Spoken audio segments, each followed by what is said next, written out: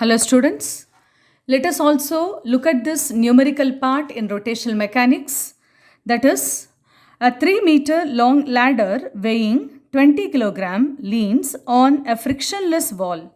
Its feet rest on the floor 1 meter from the wall as shown in the diagram. We have to find out the reaction forces of the floor and the wall. What are the reaction forces exerted by the floor and by the wall on this ladder? When we look at this diagram, we can understand much better. Look at this here, AB, that represents the ladder whose length is given as 3 meter. It is kept in such a way that it's 1 meter distance away from the wall. And this distance is given here. From the diagram, we can also calculate it since it's a 3 meter this side and 1 meter on the other side. By using Pythagoras theorem, we can also calculate this one as 2 root 2 meter. BC is the vertical height, that is the height of the wall. And its weight is also given 20 kilogram. When we are writing, we can say that W is equal to 20 multiplied by 9.8. We have to convert in terms of Newton and we can also replace this with the number. When we look at this diagram for the ladder kept in such a direction, we have to understand what are the forces must be acting on the ladder. Here, the force exerted by the wall on this ladder, that is in the perpendicular force which is given here, we can also label this as F1. F1 is the force exerted, the normal perpendicular in this direction by the wall, and it is what balanced here by this frictional force, which is very important. The frictional force is acting in the opposite direction. When we look at F1 and small f, that represents a friction here, which prevents slipping of this ladder from the support. Okay, therefore, the NF frictional force should be balanced with respect to the F1 force, which is exerted by the wall, the normal reaction which is given. And we can also understand here from the point of center of gravity, the weight is balanced here. The weight W is given from the point of center of gravity. We can also give this as the point D, which we have taken. AB is a ladder, BC is the height of the wall, and the distance is AC. So D represents its position at the center of gravity where weight is acting, and which is equal to M into G. We are going to calculate it here. And also we can say this weight is balanced by another force. That force, we can say it is N, the normal reaction, and here this is F2. This F2 is the normal reaction force exerted by the floor on the ladder. This is exerted by the wall on the ladder, and this is exerted by the floor on the ladder, which is to be calculated. F2 is to be calculated, and this has been resolved into two components. One is the frictional force, another one is the normal force. So these two forces are now producing the resultant force F2, which is a reaction force of the floor on the ladder. So these are the description about the diagram, and we have to proceed to the calculation. Let us also write down here by using the formula in order to maintain the equilibrium condition, the translatory equilibrium and also rotational equilibrium. When the external forces are balanced or when the external force is zero, along the translatory motion in the horizontal and also the vertical direction, we can write about the first equation to represent what is for the translatory equilibrium. In translatory equilibrium along the horizontal direction, when we look at this is the force F1 towards the left hand side, this is towards right hand side on both sides of this. So when the sum of this is equal to 0, the body is said to be in translatory equilibrium along the horizontal direction. Okay, this is for horizontal direction. Now for the vertical direction, when we look at this formula, here is one vertical upward and this is vertically downwards. So these two also to be balanced in order to maintain translatory equilibrium. We can also talk about number 2 here. What is the rotational equilibrium? I am writing here as EQU, the rotational equilibrium. For this also we have to talk about the moments of force, that is the torque acting, the moments of force with respect to the point A here. So what is the force F1 and F? They are equal but they are opposite. When we look at this formula, F1 is equal to F and N is equal to W. Therefore, what are the moments of force acting with respect to F1?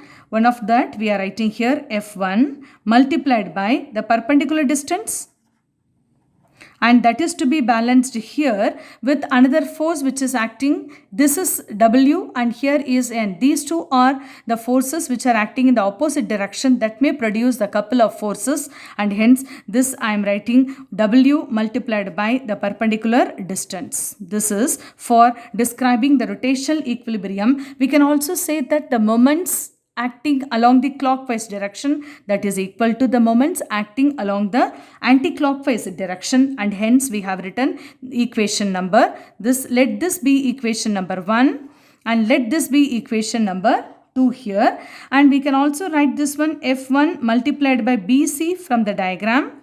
From the diagram, BC is a perpendicular distance between F1 and F, and in the similar way W is one of the forces acting. And what is the vertical distance between the two, W and N? The vertical distance, we can also say it's acting in this direction when we produce this, and here is the W and N is there. The perpendicular distance is half of this base, therefore it is going to be 1 by 2 times of W.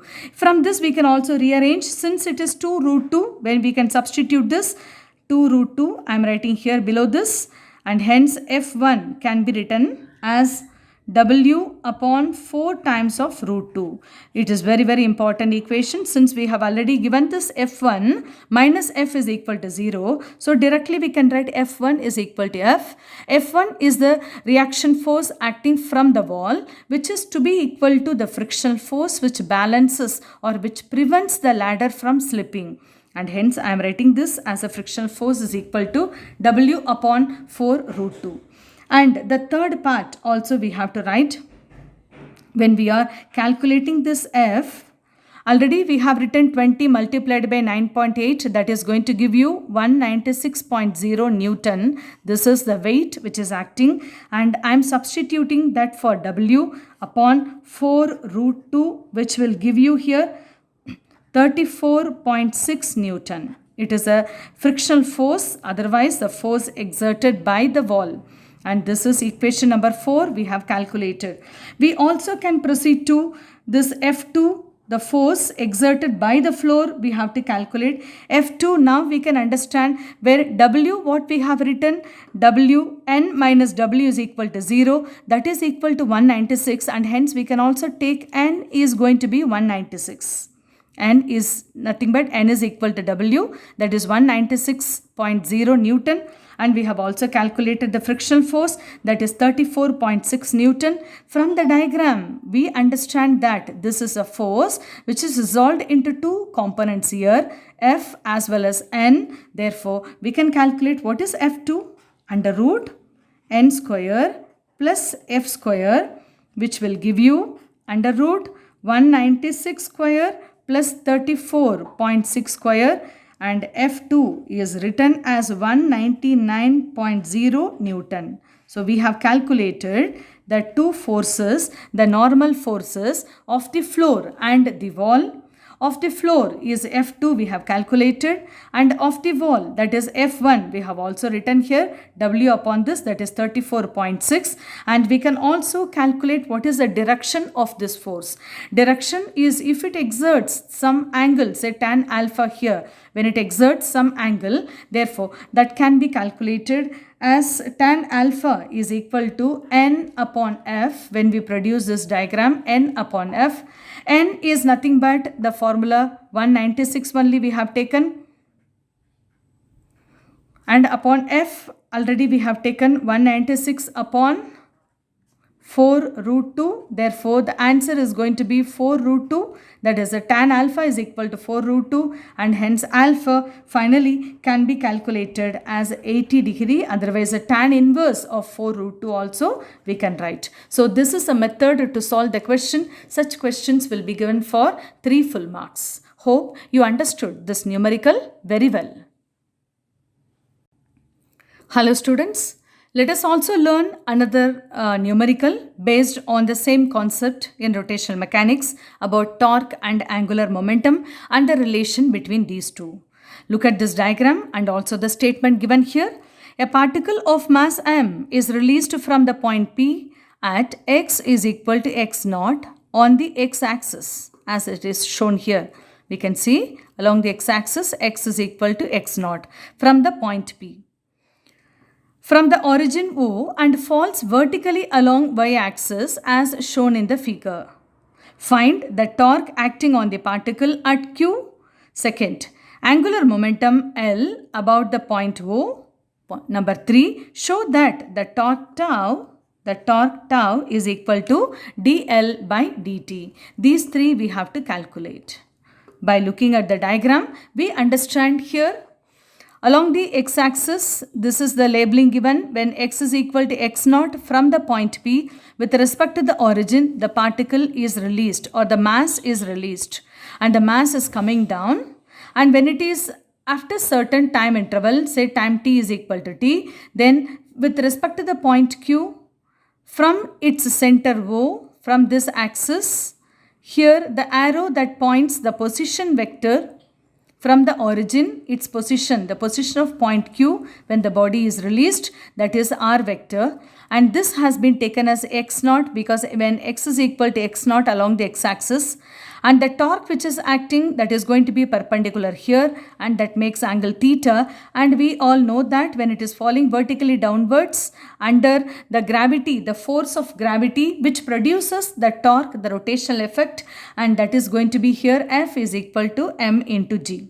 By looking at the diagram, we can also write in the beginning itself because we may need the sine value of this theta. Therefore, sine theta from this expression, we can always write this. Here is x naught, here is a position vector, and without any doubt, we can write it is x naught by r vector, sine theta. From the diagram, we have kept it ready.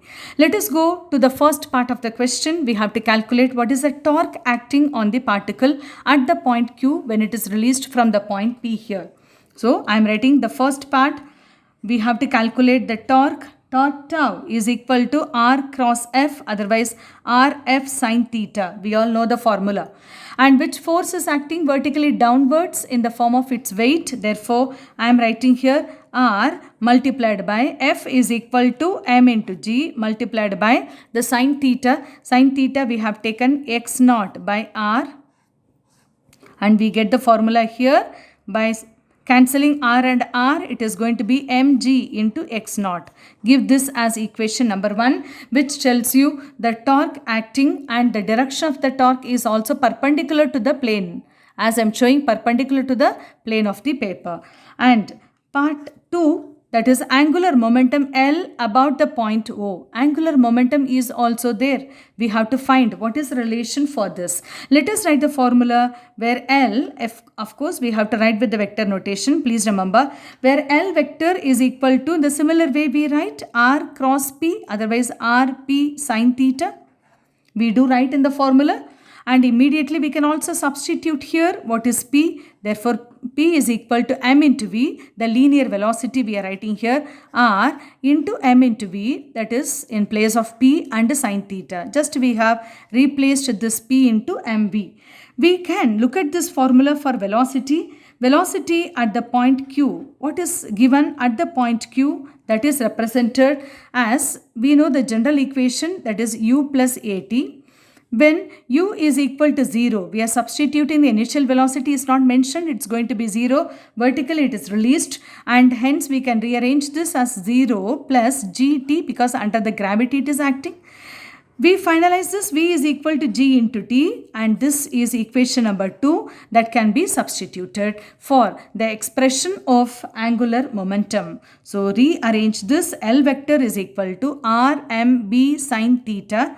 Substitute this expression in place of v and hence r multiplied by m multiplied by here gt and sine theta already we have written, that is going to be x naught by r in the expression. So r cancelled here and hence you get L vector, that is going to be mg x naught times of t, I am giving this as equation number 3 to understand what is angular momentum from this diagram, which is described about the motion of the particle when it is released from the point P along the x-axis with respect to the origin. From the distance from the origin is x naught.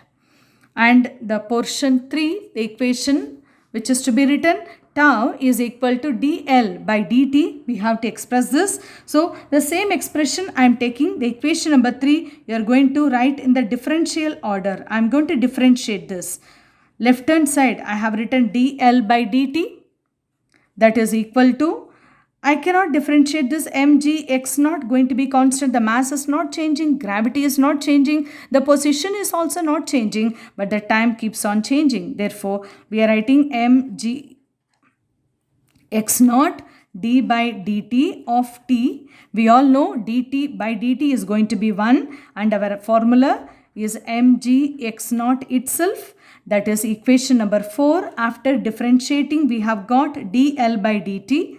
We all know that dl by dt, from the relation between torque and angular momentum, we do understand this. dl by dt is nothing but the external torque which is acting, and that is what given from the expression number 4, mg x naught, which is already we have written here in equation number 1. Therefore, we confidently say that dl by dt is nothing but the torque which is proved from the diagram as given as the third part of this numerical. Hope you understood this numerical very well. Thank you.